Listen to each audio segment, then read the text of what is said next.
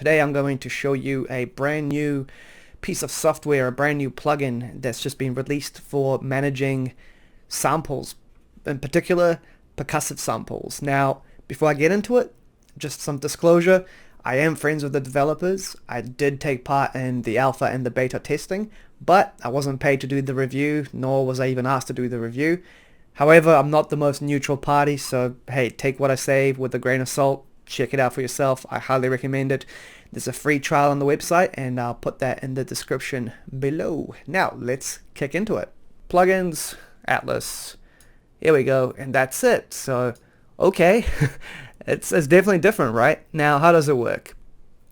Well, everything's kind of organized into the key components, you know, cowbells, other stuff, snares, claps, kicks, hats, you know, all your primary percussive elements. So you just hit new, or you bring samples in, and it loads all the banks, and it's cool. I mean, I could be like, right, I want 2 kicks so this snare can go away. How do I do that? You just drag a sound in. There we go. There's my snare. Now it does work with MIDI inputs. So if I've got that selected. I'm using a Native Instruments keyboard. People have used digital drums, finger drums, what are they called? Sample pads, of course. Lots of stuff. So that's cool. That's great. What's so special about this? I mean, it's already nice that it's got a visual thing to it, but what really makes it special? Well, here's the fun part. We click, let's find like a snare, right? Okay, say I like the snare, but it's not quite what I want. I want the sound to be a little bit different. Yeah, that's what happens. Well, if you zoom in, it's going to have more and more snares around it. So that's cool. So the more you zoom in, depending on your sample size that you've loaded, it's going to give you options. Now, the cool thing about it is that it's smart. So they've used like an AI system where it kind of learns what sounds share certain parameters of the audio file. So that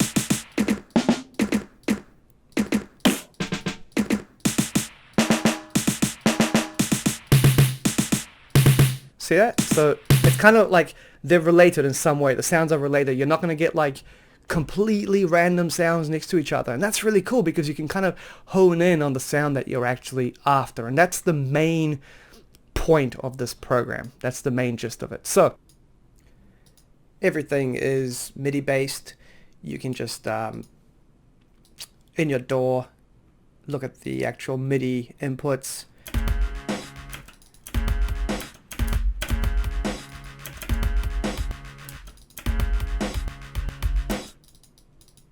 So you have control this way as well.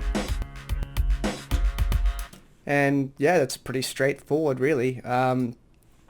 The advantage is that it can work with existing MIDI clips that you may have saved.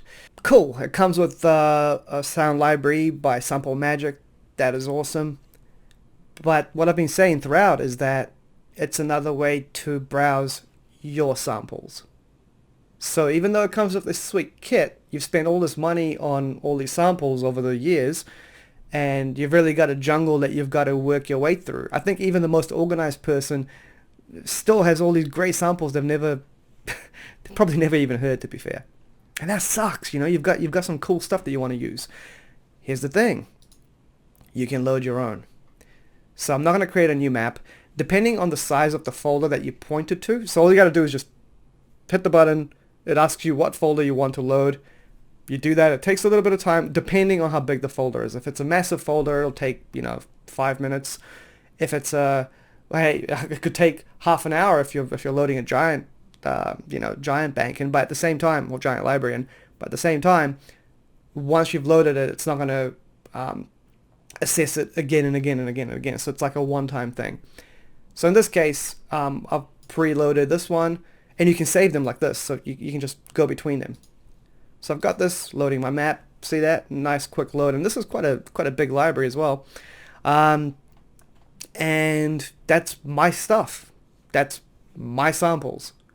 It's actually this folder here. So all of these samples here, I believe it's like at least a couple of gigs worth. That's all this.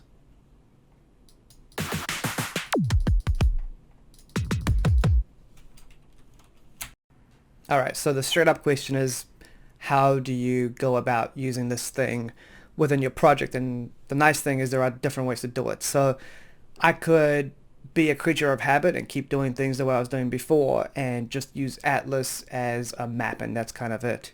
So for that, I would just load it on a channel. I'd have a dedicated channel just for Atlas, and then all I'm doing is, instead of looking through for samples this way, I would not load the sample over Atlas, derp. I would within Atlas look for samples that I wanted. So okay, say I want the snare, right?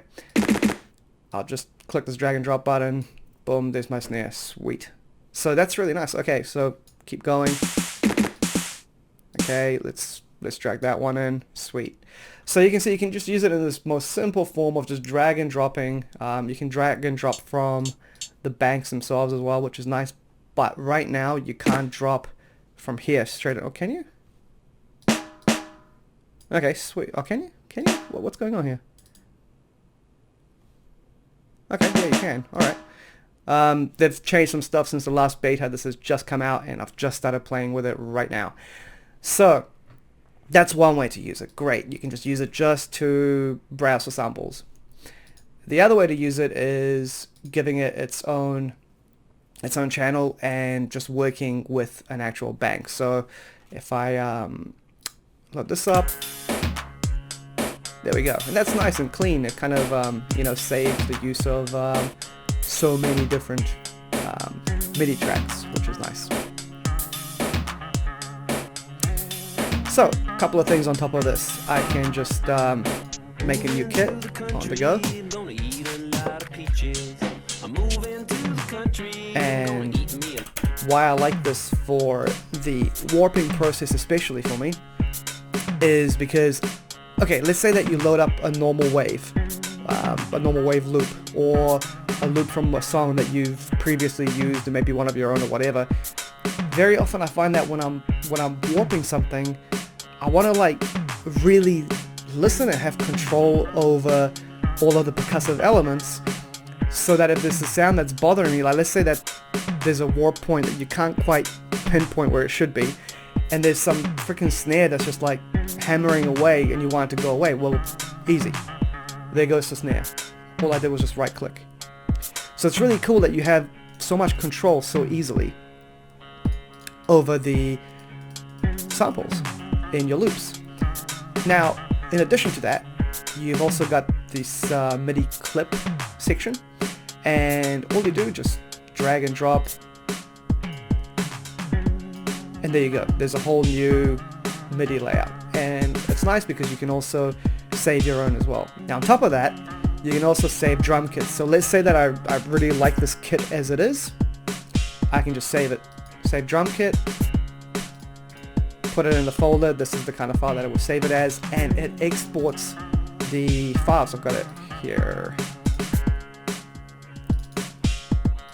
So you can see it's exported the files. That's awesome, because now I could just send that folder to a friend if they've got Atlas as well, and it's just a really nice way to keep that long distance relationship of working on a track together going and flowing. Really handy for Dropbox usage as well, I would say. One feature that I like to see is drag and dropping between banks. Very often I'll use two snares in my songs, and I like the ability to just move stuff around as I please. So that'd be nice. Another thing that I think would be really good is I've got the sample selected, but the zoom isn't actually anchored to that particular sample. So you can get a bit lost sometimes. It's easy enough to find, easy enough to come back to, but I really like it if it was like anchored to this. So when I zoom, boom, we're going straight there. That'd be cool. I really like this, the MIDI feature. It's so nice and easy to just get straight into a project, get stuff down straight away. Now, before when I said that it was smart, it's also sensible. So when I say sensible, I mean, okay, let's say that, let's pick a clap, yeah? Okay, we've got a clap. So what you can do is you can like or dislike this. When you hit like and dislike, it's got higher likelihood of putting samples like the one you've chosen into the kit. So when you hit new kit, it's more likely to put stuff that you've actually liked or stuff that's similar. When you dislike stuff, it's more likely to not put those samples or those kinds of samples in. So that's nice as well, because, you know, you just want something quick, you want something random. You know, it's nice if you're more likely to get something that you actually like. Maps are nice and easy. So if you're working on like a house track, you can just load your house sample pack. And this is how easy it is. Look at that. I'm just going in between the maps. This is a huge map here. Nice and quick, no problem. But that's nice. You know, I could be working on like a ghetto funk track. Cool, I've got a bunch of samples. Now I'm working on an electronic track. Sweet, just change it just like that. Nice and easy. And at the same time, if I've loaded, let's say I'm working on a ghetto-ish track, right? And I want to put some more housey sounding samples, I can load like my main ones in of like whatever I want, yeah. Okay, so I'm just like loading them up. Okay, and then I'm gonna swap my my map. I'm gonna go to a more electro-y one. So it's still got the ones I've already loaded, so it's not gonna just kill what I've already got in there. And I can put these in, mix and match. It's just, I think, a cool way to look at samples instead of the traditional, you know, through the library, through the long list of names. So we've got a snare here, and we've got a snare here. If I put a crash in here, when I hit random, it's going to keep that as a crash. So to give an example, I'm going to put a kick in here, and it's going to keep putting kicks in this bank. New kit, new kit, new kit. So like I said before, in a lot of my songs, I like to use 2 snares. When I hit randomize or look for new samples in that way, it's going to respect my damn authority of what I wanted. That's cool. This is very affordable. It's only $100 at an introduction price. It's on sale right now. Like I said before, the developers are very focused on the functionality. They're all ears. They're hearing what people are saying about it. They want to make this the best that they can. It's also a new way to look at an otherwise traditionally fairly boring part of percussion. So, you know, in your music production, you could be sitting here with somebody that doesn't know much about music, and, you know, maybe it's your flatmate, maybe it's your girlfriend, whoever.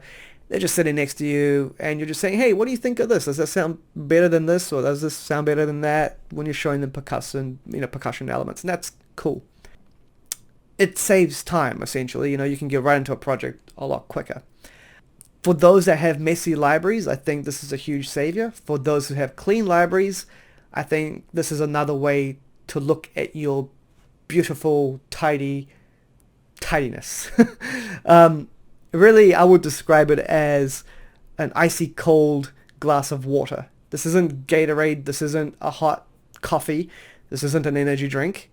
It's a nice glass of cold water. And a glass of cold water is something that we all need.